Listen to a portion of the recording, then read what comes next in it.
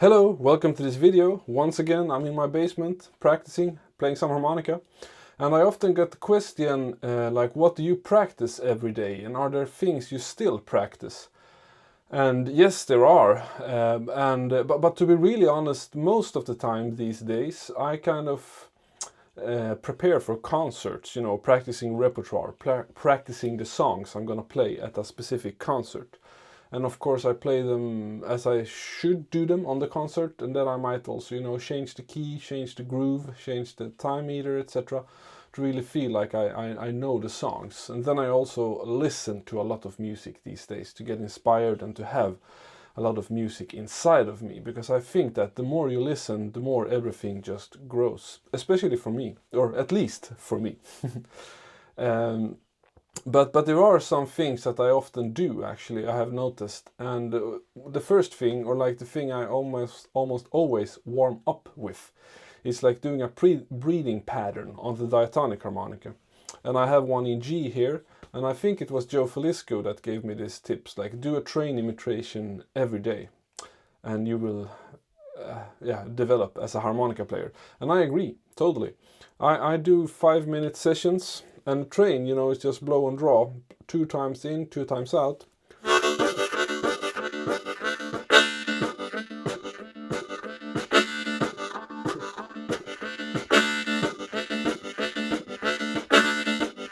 And then I do small articulations, like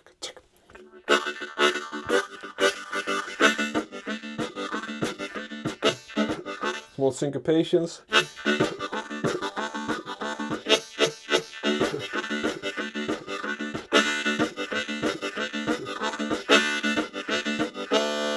And I kind of put a timer, and then I do that for 5 minutes in a row.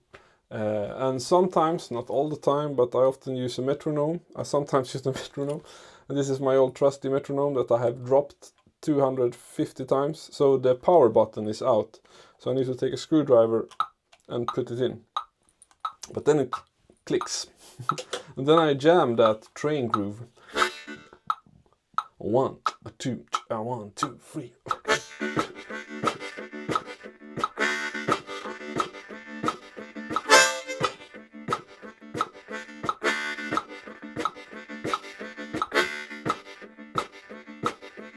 You know, to the metronome.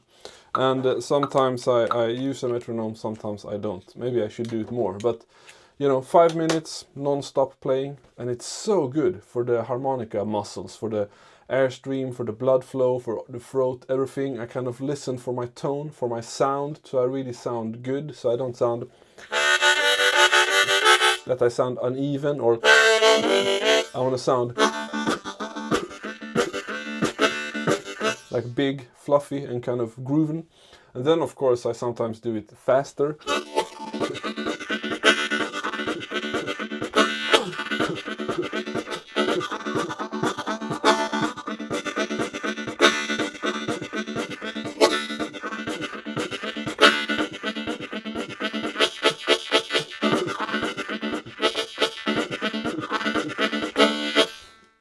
In that style. And then sometimes I can do just a long exhale, and then I do the 16th notes, the subdivision with my throat.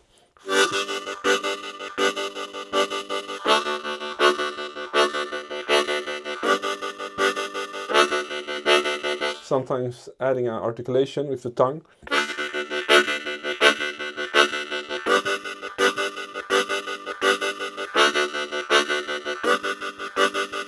That's not a train really, that's more like a breathing exercise, but these are things I do.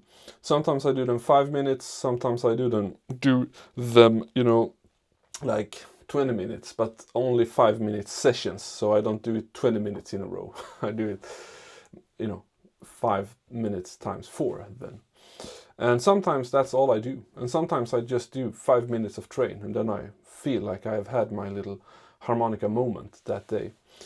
And on the chromatic, I mean, I play chromatic every day, probably, I think. But I also, it's often like I play something and then I get a bit stuck on it. And then I work on that little thing. And often it's like, you know, starting with a melody that I improvise, Or it can also be that I like play triads, you know.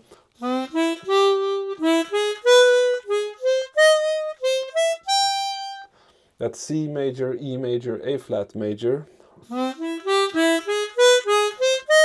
I just came up with that now. And then I might, you know, do them a bit inverted. So I start on the third, major third of every triad. I gotta think now.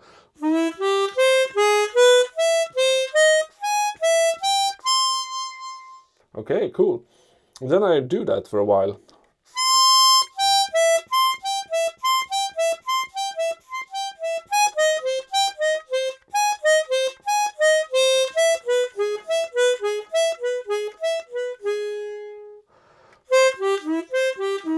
So I don't rush it, I don't try to do it, you know, fast and cool, I just really try to nail it.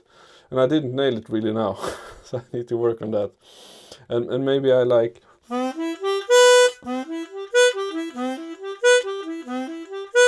C major.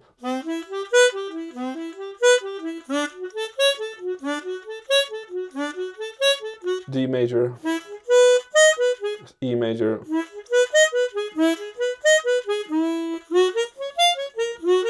And F sharps are moving in whole tones, and there I either like focusing on playing the same arpeggio with a nice shape and nice sound and a good tone all the time.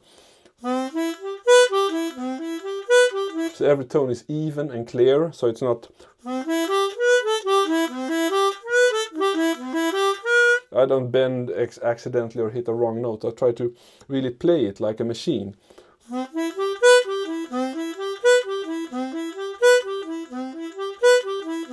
Then I switch.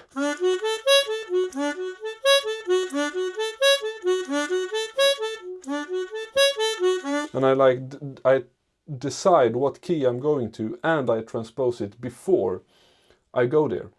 So if I play like D major,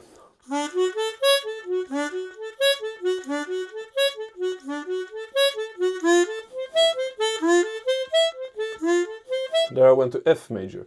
And I decided that, and then when I went, I was ready to go. So I didn't do...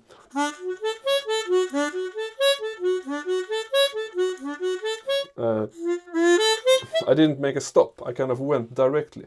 And that's another thing I can practice with this arpeggio motion, is like moving between them. And then it's important to play every note, but it's really important to make the transition as clean as possible. So...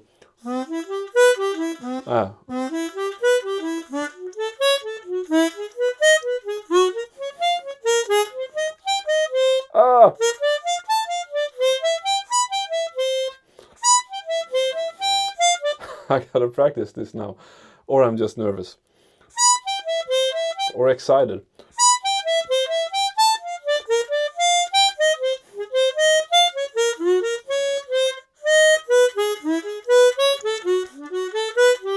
So there I also did major sevenths in whole tones, and then, you know, moving, playing it one time and then moving. And I am doing it too fast now. If I lower the tempo,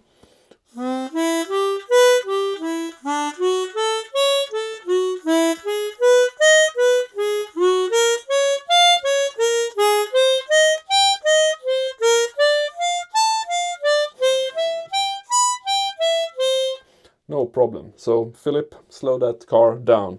And this is, you know, always practice things slow. But this is a good, you know, either you can focus in on playing really clean, really tight, and with a really good tone, or you can focusing on the movement, like on the diatonic to, like G harp here, A minor, from hole 4 draw.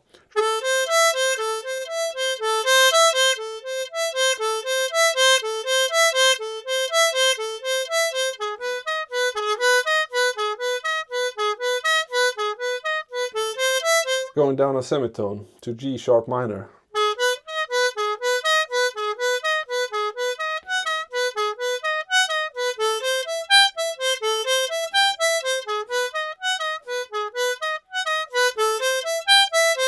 And then on the diatonic it's of course harder, you know, to do all the semitone steps, but I focus on the ones that feels good, because this is more like, you know, everyday practice. And yeah, I mean that's how I work on arpeggios things. And sometimes I find a little lick, you know, like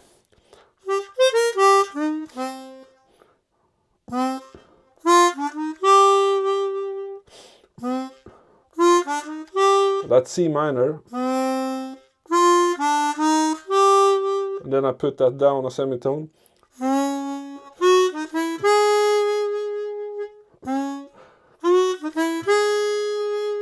Or that was up a semitone, sorry. Down.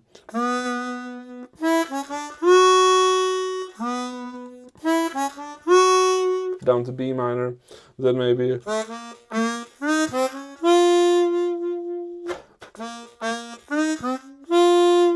And try to play it, you know, with passion. Don't just play it with swing.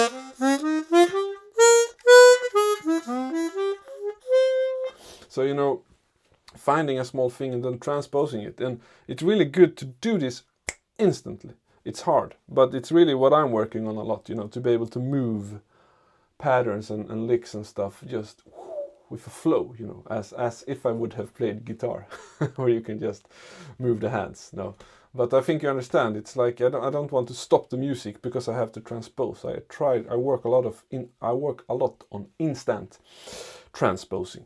And then scales. Do I play scales every day?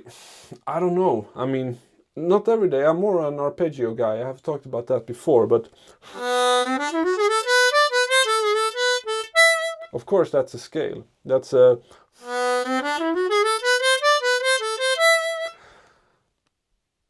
A melodic minor, but played from the second step.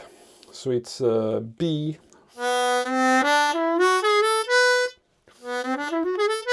Yeah, that's what you call that one now? It's a Phrygian, but with a raised sixth. Beautiful sound.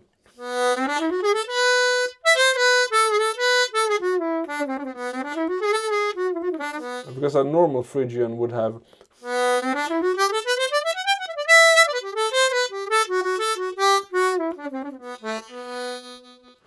But this one has raised sixth.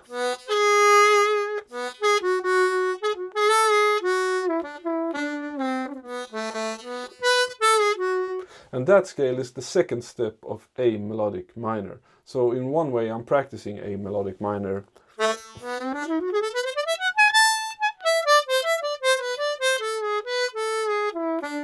But I'm playing it from the second step. And this is like a thing that I have done videos on that, on how to unlock that bigger scale thinking. That if you learn A melodic minor, you know A melodic minor, you know B Phrygian sharp 6, you know C Lydian, etc. You know, you learn so many scales by learning one scale. But that's another video, and I have videos on that here, so check in the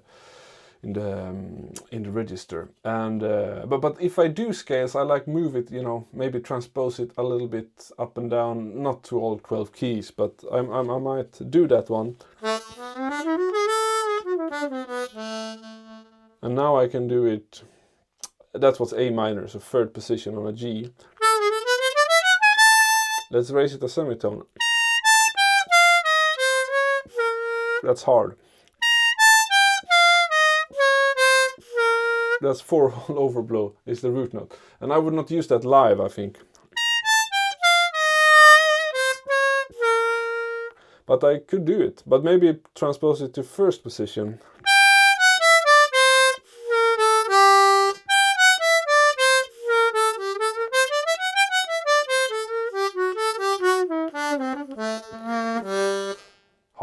cool sound. And there I do small, you know, variations.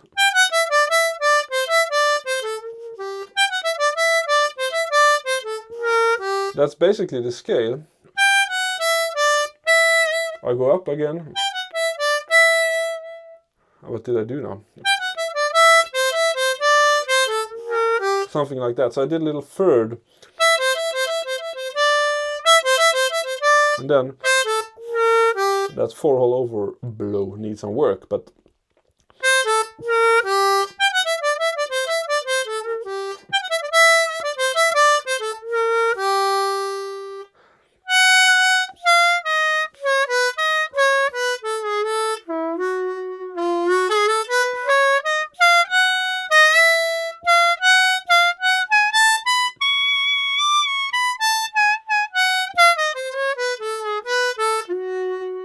so if I do the scales, I kind of do them like that, actually. I do small things, you know, thirds and fourths and, you know.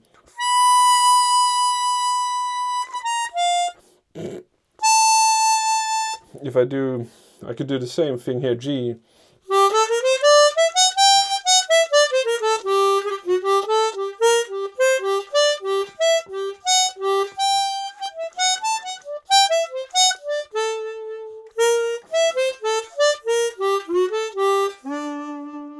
That's like the same scale, G.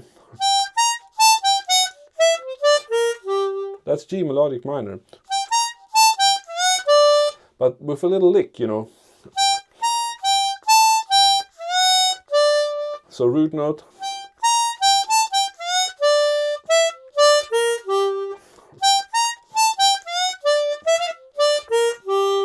And can I transpose that?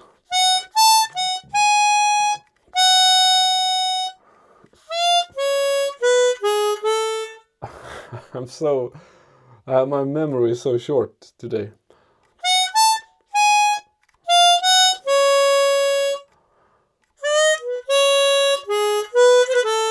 Something like that.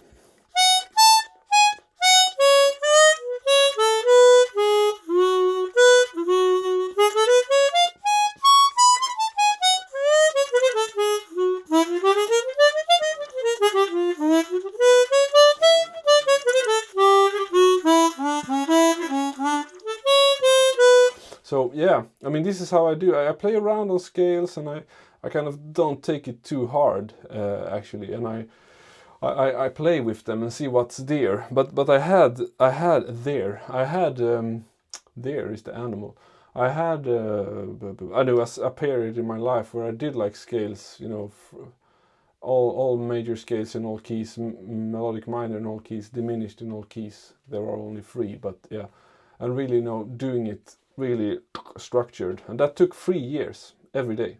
So if you really want to do scales, it takes time. But now I'm more like playing around with them.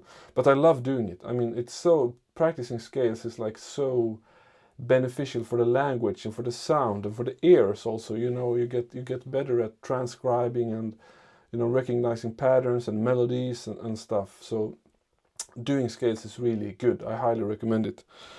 To have a scale session every day or every other day or 2 times a week or so. But then when we go into improvisation, I'm more of an arpeggio, chord tones, approach notes person. I find it hard to, you know, swap scales. If the chords changes all the time, it's hard to change scale to every chord because it's so many scales to master. No, to change to. I mean, there are too many variables. But yeah, but of course I use the sounds, but I'm not so aware of them maybe. But yeah, I mean, this is video number 1 of what I practice every day, episode 1, and I will make more of these. But this is things I can come up with and think of right now. You know, breathing pattern, some arpeggios, and some scales, and then of course all the repertoire practice and so. But yeah, I hope you will have a great day and go play some harmonica, chromatic or diatonic, and keep practicing. All right, bye bye.